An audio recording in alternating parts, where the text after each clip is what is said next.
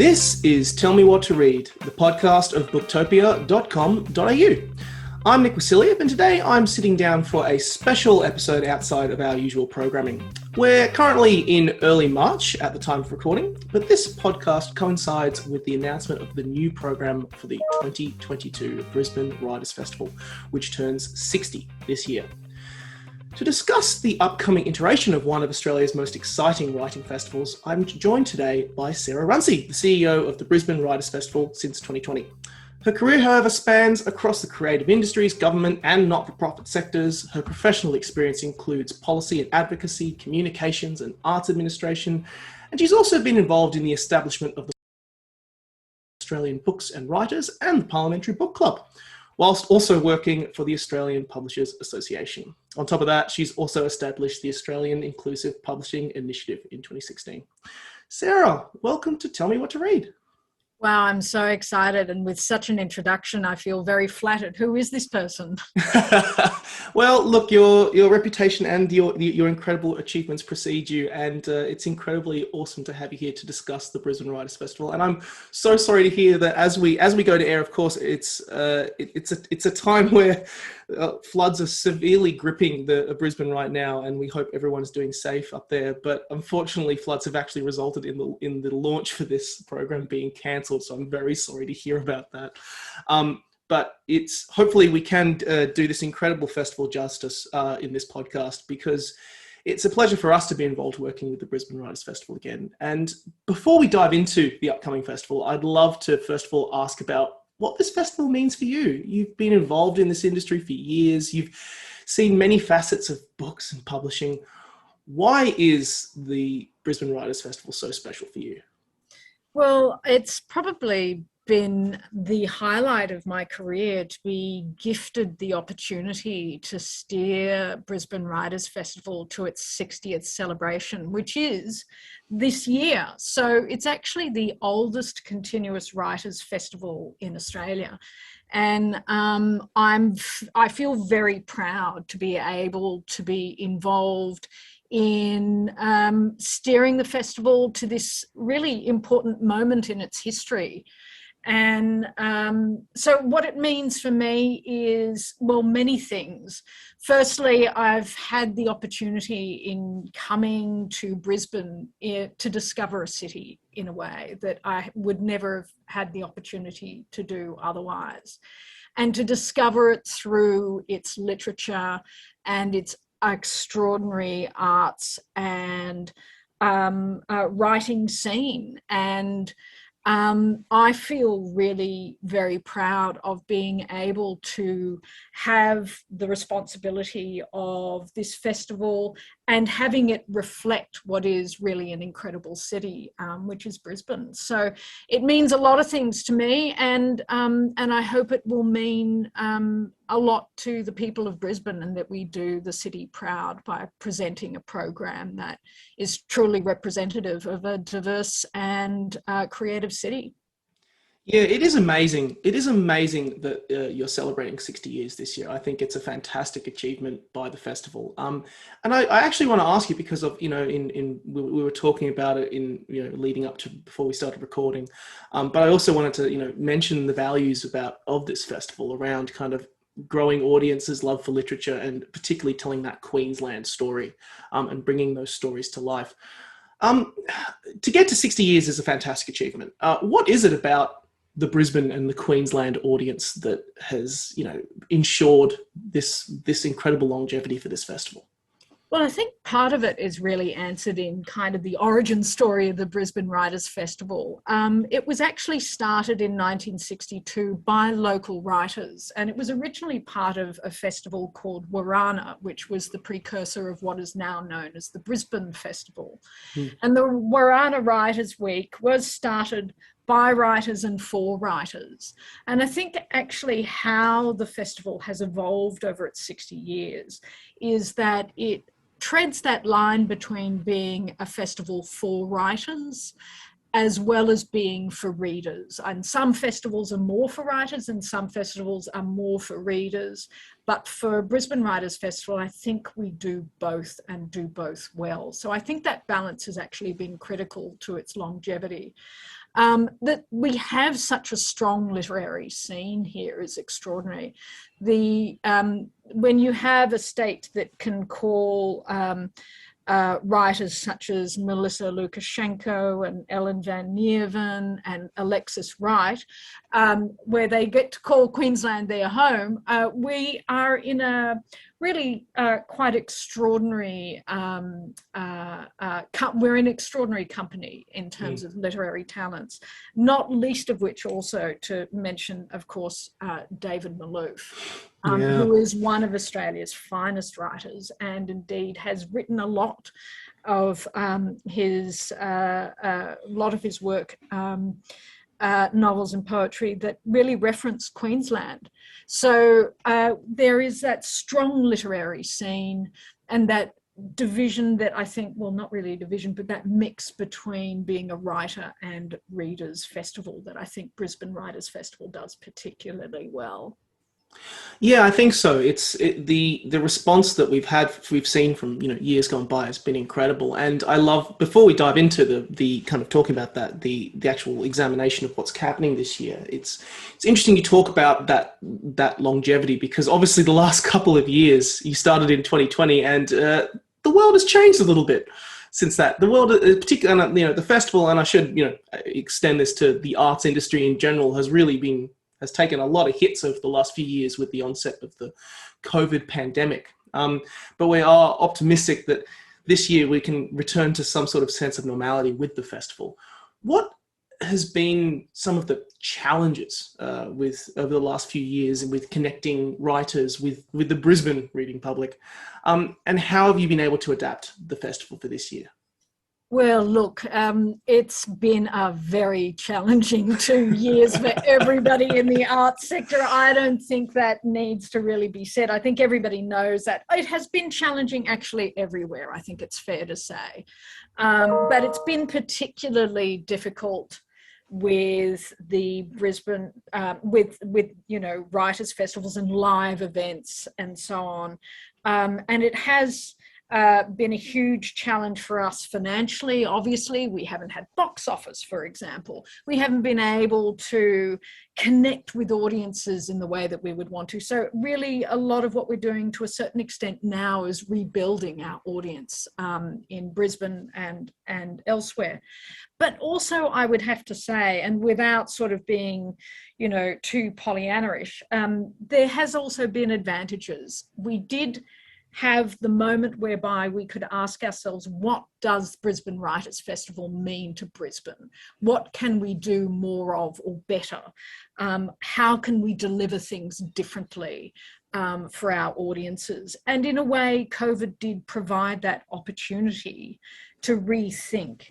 And in a way, I don't know who first said this, but a crisis is a terrible thing to waste. And so we haven't wasted that, I hope. And we have, in many respects, through that rethinking, initiated new parts of the festival, new ways of engaging with our audiences. And actually in 2020, it was the first time that we had, in any serious way, produced an online program, which we did in September of 2020 and in November of 2020. So that was really, it's been a huge learning curve. It's been a huge challenge, and it particularly so, as with all arts organisations, when you don't have a lot of resources and they're diminishing by the second, But having said that, there was the opportunity for us to rethink the festival, and some of what you will see in our program is the result of that rethinking this year. Fantastic, and that's great. And I love the point you talk about how any crisis can actually breed an opportunity. It can be a crisis-tunity. I believe that there's a phrase that you can use for that. Crisis-tunity. Okay, I had not heard that, but that might be my favourite word of the week. Given we've had floods in Brisbane, and we had to cancel our launch. But that's okay. We're onwards and upwards. Yes, and this festival iteration looks fantastic this year. For all of our listeners, we'll be including the program in the description, which you can check out. But Sarah, let's delve into this year. What is it going to look like? Who are the authors that are going to be involved? What is new to the program? Well, look, you are asking my favourite question. There are so many things that we're doing in this year's festival, but very apropos of having your festival launch flooded out next to the river. And I should State Library of Queensland, where we host most of the in-person events, is currently partially underwater. So we're used to pivoting, usually for reasons of pandemic, but what the hell, why not do that for a flood as well? We're almost used to it. But very apropos of a flood, we actually have a new part of our program, which is Brisbane as a storied city. And there's actually two parts to it in a way. One part of it is that we are hosting 10 events in 10 different places across Brisbane with the authors that have reference to the place that they're in. And of course, very appropriately, we've got Margaret Cook in Kurulpa, near the river in Yeronga. And Margaret Cook's book is A River with a City Problem. So it's very appropriately, we're hosting a session on the history of flooding in Brisbane and its impacts. Also appropriately, we have a session within that same series called City and Masks, which was about actually the Spanish flu pandemic a century ago and how Brisbane responded to that. So we have a number of sort of history-based stories as part of that, but we also have some beautiful events like Indigenous poet Ellen Van Neerven in the Boondall wetlands, which might be very wet at the moment. And the Boondall Wetlands is part of what inspired Heat and Light, that collection of poetry that launched Ellen's career in many respects, and a much awarded collection of poetry. So we have poetry, we have history, we have children's books represented in the Brisbane stories, and we have Brisbane in the 80s and 90s. With a session at the Royal Exchange Hotel. So wear your best 80s and 90s gear, with Rebecca Sparrow, who will be regaling us with stories of Brisbane from that time. But it's part of how this links back to our own thinking about the festival, is that we really wanted to reflect the stories and history of the city that we are in, and in a way that is richer than a dry history of the city, but peppered with the personality of the city itself and the people within it. And the second part of that is something that we're actually launching soon this month, which is a Brisbane Writers Festival app. Whereby we will be encouraging people to submit to us the stories that have happened in particular places. And when we collate that material together on our geolocating app, it'll be something that essentially our ambition is to map the city in story. So, and the delivery of that will be through our app. So we're launching these two fabulous things as part of the program that are new. And another new part of the program is what we call our country or region of focus. And Brisbane really is a very diverse city demographically, and so it has such a strong presence of New Zealand and Pacifica diaspora, but it's also a part of the population that really hasn't had a lot of their culture reflected in the Brisbane Writers Festival programs of the past.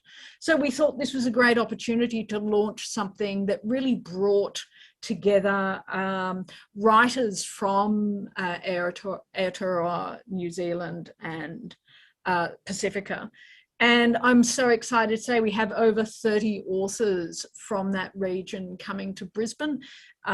We have, some amazing poets from Melanesia. We have some extraordinary novelists from New Zealand.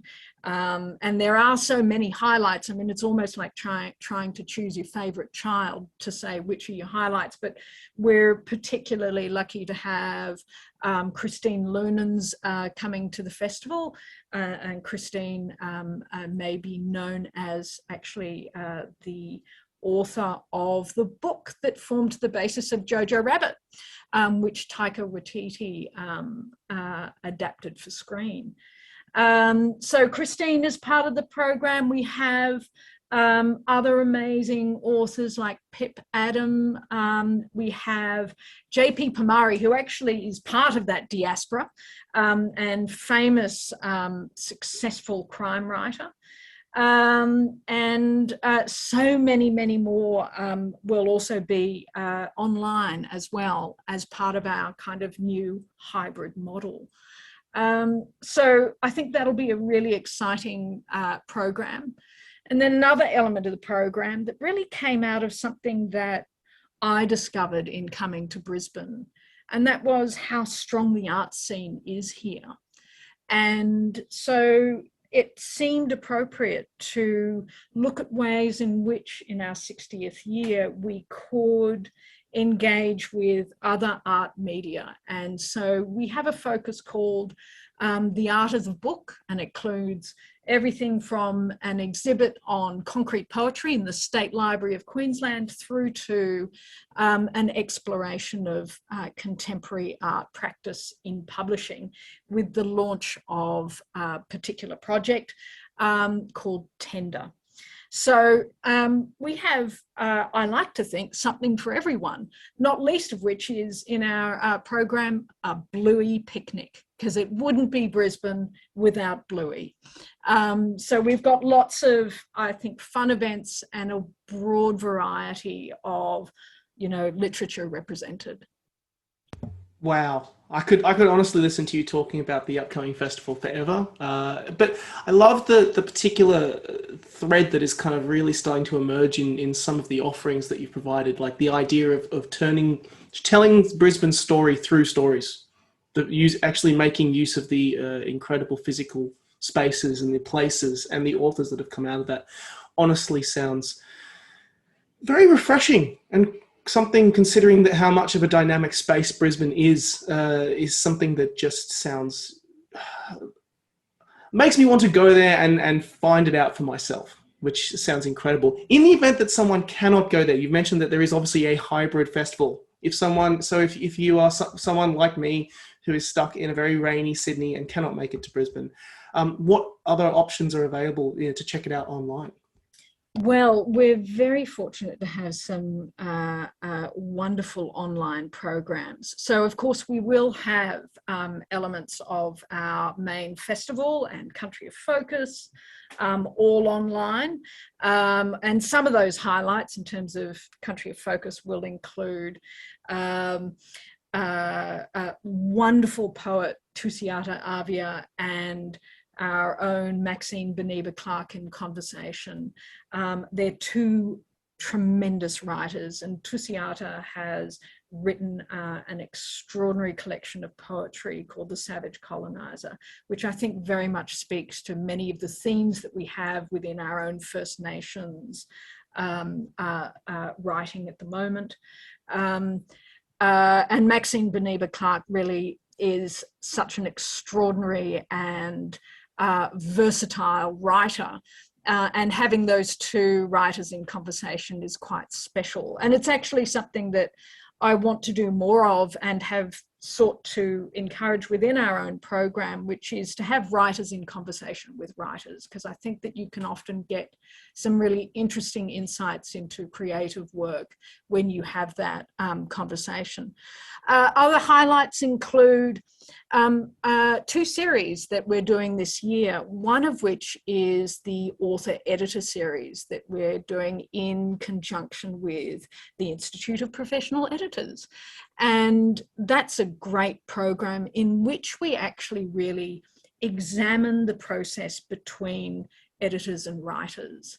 And it's not often really exposed in that way, because writing, we always think of writers perhaps emerging from their garrets with perfectly formed manuscripts that publishers go off and print. Well, actually, that's not what happens. And probably the key creative collaboration in publishing is between a writer and their editor or editors. And so for us, it was really an interesting opportunity, reaching into that element of the Brisbane Writers Festival that is about producing programming that is for writers, but also accessible for anyone who has a genuine interest in the creative process behind the book cover, if you will. And the other series that we're very proud of is the Author Illustrator series. And we have started off that series with an interview with the wonderful Alison Lester.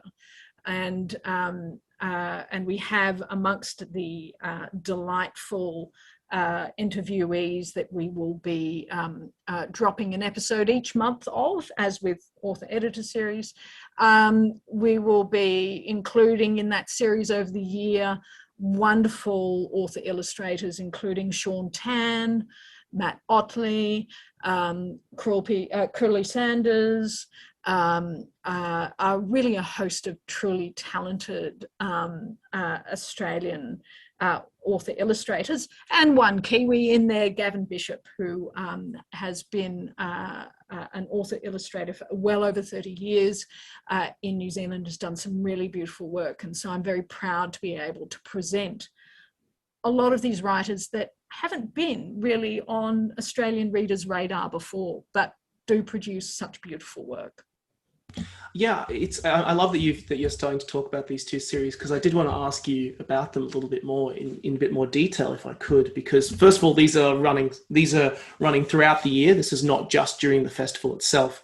So all of our listeners can actually also go and check some of the episodes out now, but also the upcoming schedule. But putting my writer author brain on for a moment, I know that on a personal level, so many people think that writing is a very single insular role. It's just you, it's your name on the book. It must be something that you personally slaved at. It's a solo effort, which from my own experiences with writing books, that couldn't be further from the truth once you get editors and illustrators involved. And you touched on this point a little bit earlier about the festival is not just about writers, but it is also about readers, but also about everyone else in between. And I love that with this particular series, you're highlighting the incredible work that editors and illustrators both do to make a book look as beautiful and function as beautiful as it does. Do you think what sort of misconceptions, out of curiosity, do you hope to break down with these author editor series and author illustrator series that readers may not have realized before? Well, I thank you for that question. I think one of the things that I certainly became aware of when I worked in the Australian Publishers Association, and through my journeys in helping to establish the Parliamentary Book Club and Parliamentary Friendship Group, one of the things that one of the common misconceptions about publishing and publishers was that they just take a writer's manuscript and go print it. Firstly, publishers are not printers, and that I don't want to be precious about it, but they are rather different things. The other, I think, element to it is that I think that there is something very intimidating by the idea that somehow a book perfectly comes out of a writer's brain, as though there is no process of iterations and feedback and questions. Actually, I think some of the most remarkable writing has come out of a true collaboration. And I think that editors, in a way, by necessity, are always sort of in the background. And I sometimes refer to them as like the viola players of the publishing orchestra. They never get a solo, but they really should, because what they do is critical to so many writers. And it's often that creative dialogue that brings a writer closer to what it is that they're trying to say. And in a way, editing is an extraordinary alchemy, because you need to be inside the creative intentions of somebody else, even at times more than they themselves as a writer know. So that's actually an extraordinary kind of process and role to have. And then with illustrators, I think what's something, something that I hope we can kind of platform through our examination or exhibit on book design, for example, and so on, is that as a book designer, you're taking content and you're giving it a visual translation. And I think that that's an extraordinary skill. How many times have we picked up a book because it looks fabulous? Yeah. And I think that the book, nothing against ebooks whatsoever. However, there is something about the physical object and how it's designed that makes a book special. So being able to platform some of these extraordinary creative people who contribute to books we love is such a pleasure. I agree, and it's wonderful that you're using the festival as a platform to talk about these collaborative natures of the process of putting together books, because it is something that I think should be highlighted a lot more. And for all of our listeners, I absolutely recommend that you go and check out this author editor series and author illustrator series. Two that really stuck out to me, I stuck a nose in, and I've already made a note in my calendar to check them out, is, of course, the one and only Trent Dalton, who is in the list for later this year, talking with his editor, Scott Forbes, and publisher Catherine Milne. Of course, if you haven't heard of Trent Dalton, first of all, where have you been? He's the author of Boy Sawler's Universe and All Our Shimmering Skies, but he also was his most recent publication, Love Stories, which was actually written on a Brisbane street corner. Talks about it as well. He was actually one of our major picks for Book of the Month late last year, and we were lucky enough to actually chat to him about this incredible book. But also Gary Lonesborough as well, with his debut book, The Boy from the Mish, which is the story of a young queer Aboriginal growing up in regional Australia, which is a story that, stories that we need to hear about a lot more often. He is also doing a discussion with his editor at Allen and Unwin, Elise Jones, which is, and is an incredible story. That book has received rave reviews everywhere it has gone. And it's one that, on a personal level, I'm just going, I need to check that out. You've got some fantastic names in this series.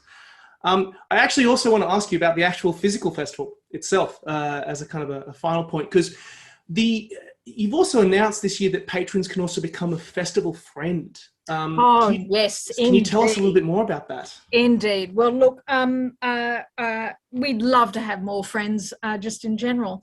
But the festival friend is for a mere $75. You can become a festival friend. And what that means is that you get to have special invitations to special events and significant discounts on all tickets. I think that it's actually, the festival friend for us is a special category of person, because they come in to really support the festival. And I think that that's, I can't think of a better friend to have than somebody who comes in and supports the Brisbane Writers Festival. But we also hope that people will be inspired to become a festival friend because we have a great festival lined up. Yes, so we're encouraging people to become festival friends, and I hope that it will engage people more with the program and with what we're doing throughout the year as well. Indeed, and particularly with the multiple venues and that patrons can go to, it'll be a fantastic opportunity for people to actually go and see what events are happening in their local area, which is absolutely what we want. You have mentioned that you can't pick a favorite child in terms of these events, but I dare to ask at the end, as we near the end of this discussion, in terms of the upcoming physical events happening at the festival. Are there any particular events that you are most excited about? Well, I will admit there are. I mean, I have been very excited to have, of course, very wonderful authors like Christos Tsolkas, Michelle de Kretzer, Charlotte Wood, Helen Garner, as part of the festival. I'm excited that we have so many great internationals, including one at least from the UK coming live and in person, Annabelle Abbs, which I'm very excited about.